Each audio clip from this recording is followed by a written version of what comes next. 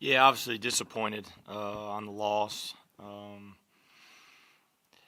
thought we played well or good enough, for about 32 minutes, and felt like we were in control of the game. And then really the last, 6 to 8 minutes, it got away and it got away quick. And there's a lot of factors to that. Northern Iowa's a resilient team. They do a good job in the half court defensively. They took us out of transition. They get so many guys back. We weren't able to get some easy baskets in transition, off our stops. Um, but there's a lot of big turning points in the game. We're up 6, and, I should have probably been yelling out to Rob. He's got a guy trailing him.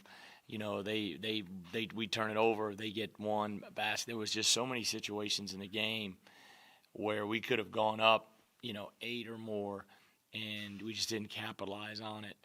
And, then the last 6 minutes, I thought they were just the tougher team, and so credit them for that. But, this is a process with this team of getting better.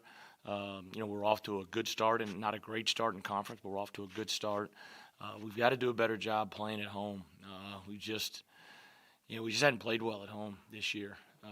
At the end of the day, outside of 1 or 2 games, we got to play better at home, and we got to go continue to be resilient on the road. But I told these guys, they know this is a work in progress of figuring out ways to get better, and along the way you're going to have some stumbles and you're going to get humbled. And today we got humbled, and now we got to get back to work tomorrow. It's obviously a long season in conference, so you're going to face teams like Northern Iowa that are very physical and try to play you close. How much do you try to use this as a learning experience for those guys, especially that last 6 minutes when Northern Iowa just limited you guys offensively and you just got to find a way? Yeah, they were just a tougher team the last 6 minutes. Whether it was offensively, defensively, too many easy baskets on their end, and then it just was tough on us on our end. But we had situations, like I said, where we're up 6, we got the ball and we turn it over, or we're up 5, we got a good look at a 3 and we miss it. And it kind of comes, but you got to be really efficient against them. And credit them, they kept us out of the paint. They stopped our drives.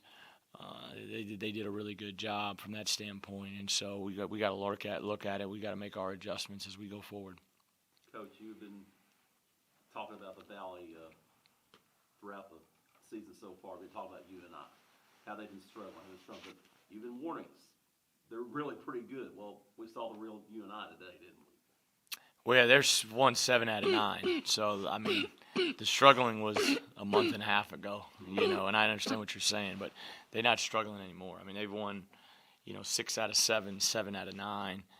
They're picked in the top 3 of the league for a reason. They bring back pretty much the whole roster,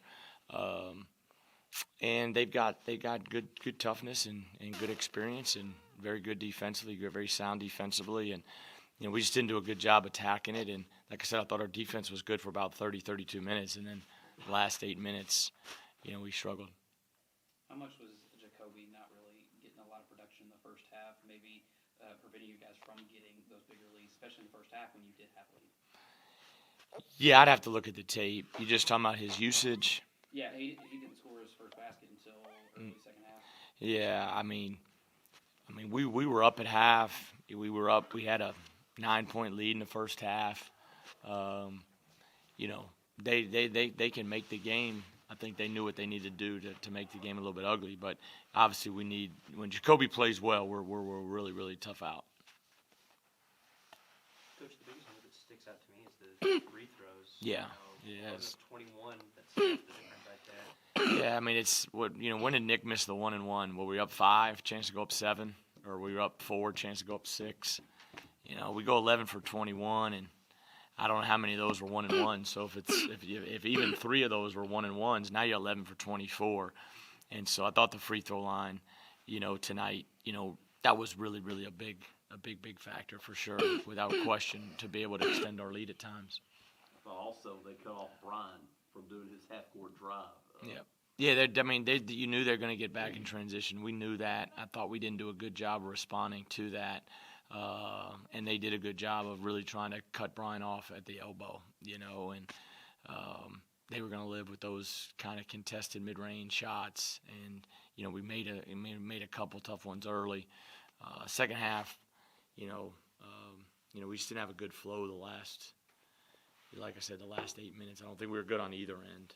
The things you're saying you're struggling at tonight are areas that you've really done well in the last couple of games.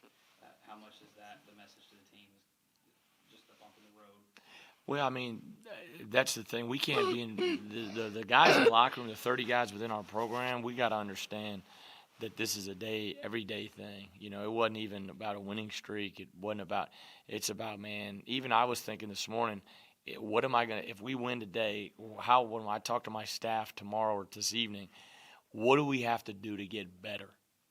That's what our message is. That's what our thought process is. I think we understand, we got to look at this tape and see, I was concerned about, Northern Iowa defensively, trying to figure out some different ways to expose them with our team. We were able to go inside some, but we also missed free throws, as well. So, but yeah, it's a bump in the road.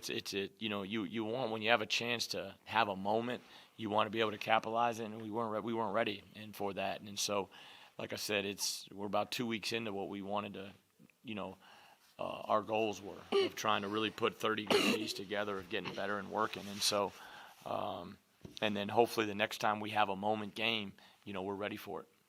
You get UIC again. You already played them once. Is there a difference when you play a team the second time around, especially when it's so close together like this? A lot less tape to watch, but obviously, both teams are going to make their adjustments, from that standpoint, and we got to do a good job of figuring out ways to defend them. 3-point line bothers here, and then figure out ways to really open up driving lanes.